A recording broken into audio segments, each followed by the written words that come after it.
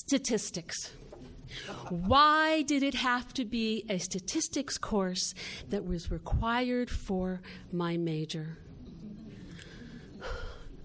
We got to go back to 1979.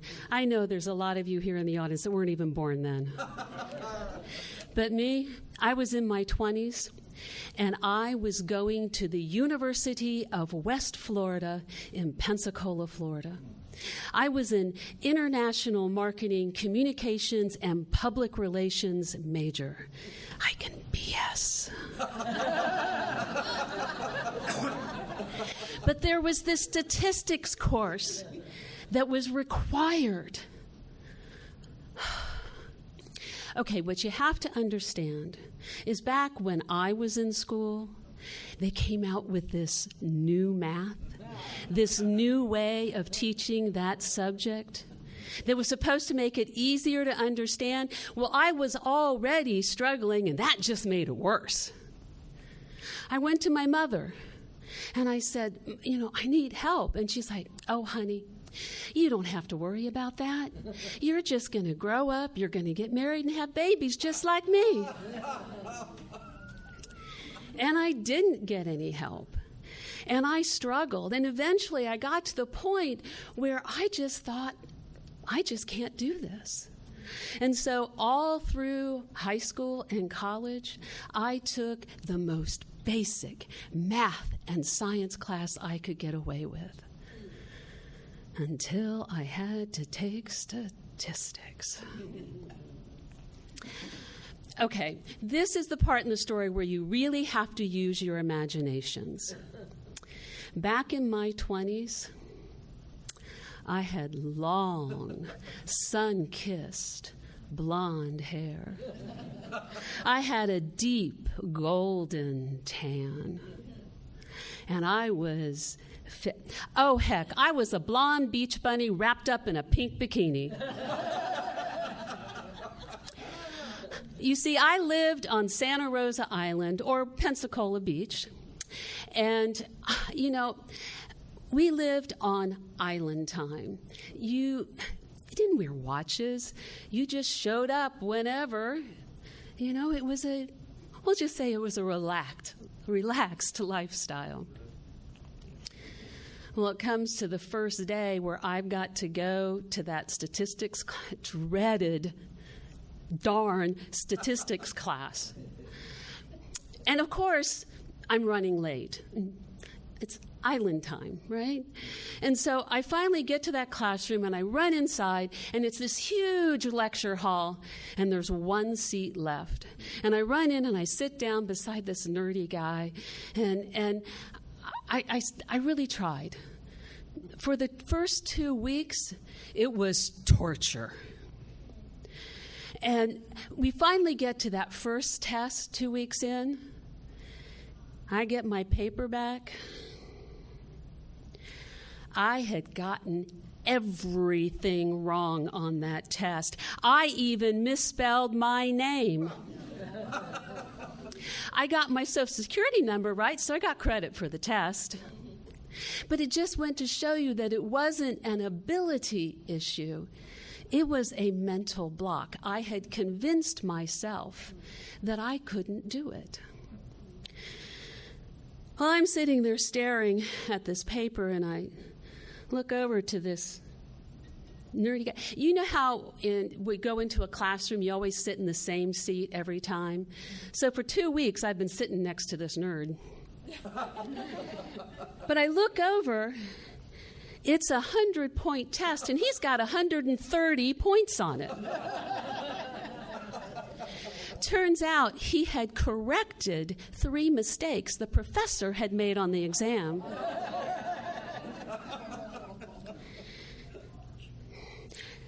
Well, I looked at him and I said, "You are obviously doing very well in this class. Do you think you could help me out a little bit?" Well, he looks over at that blonde beach bunny sitting there next to him and goes, "Yeah, sure." Turns out his name's Jonathan. He was a physics major. He was taking classes like quantum mechanics and wave propagation theory. But he had a business minor, and he was required to take that same basic statistics course. He couldn't get out of it either. And he did help me. We would meet outside of class, right before class at the library. I'd show up 5, 10, half an hour late. He'd still be sitting there waiting for me. Island time. And when I was doing my homework at 11, 12, or 1 o'clock in the morning, I'd give him a call. Turns out, he'd been in the Navy for 6 years, and when he got out, his parents said, well, if you come and go to school at the local college, you could live here for free. Well, he was on the GI Bill, and that was a great deal for him. So that phone that I was calling was in his parents' house. Before cell phones, it was only a landline, and that telephone was on his mother's side of the bed. Till her dying day, I don't think she ever forgave me for that. Well, Jonathan did help me, and we worked at it, and come the end of that class, I passed by 0.06 points. Yes! Well, tutors came high paid, and I hadn't given Jonathan anything at that point, so I invited him out to the beach, said we would go sailing, I cook him a steak dinner just to say thank you. He came out. We sat up for 36 hours straight. We walked on the beach, we ate, we talked, we sailed, we swam, we talked, we ate, 36 hours straight. We talked about everything from the dinosaurs to the space race. By the way, never ask a physicist why the sky is blue. And he just started hanging around all the time. He even took that next semester, he took a computer class, basic computer class that I had to take. He'd already built his own home computer in his home. He was just trying to hang out with me. But you know, at that time in my life, I was dating surfers. And he was pretty nerdy. You know, the only thing that saved him is he didn't have one of those pocket protectors that guys used to wear to protect their pockets. And he was just there all the time. He turned to me and he said he was going to, monopolize all of my time, so I didn't have time for any of these other, surfers I was dating. And he did. It got to the point where I said, look, you have got to go home. I don't want to see your face, hear your voice. I don't even want to hear your name for 24 hours. 24 hours to the minute, he called me. Want to go sailing? Well, he did monopolize all of my time until I graduated. Now, Jonathan is 4 years older than I am, but he was a year behind me in school. He graduated a year after I did. I'd already graduated and gotten a job in Pensacola. Well, when he graduated, he went to Texas. And I was like, whew, finally, he's out of my hair. I got a handwritten letter, this is long before email, a handwritten letter every single day.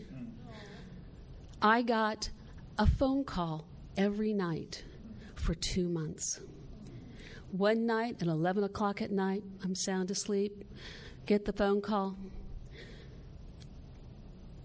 There's an airplane ticket waiting for you at the airport. The moving van is coming in 2 weeks to get your stuff. Go in the morning and quit your job. And he hung up. The next morning, I went in and I quit my job. 2 weeks later, I got on the second airplane I had ever been on, and I flew to Texas. Wow. And as of this year, we have been married for 43 years. My forever love. Thank you.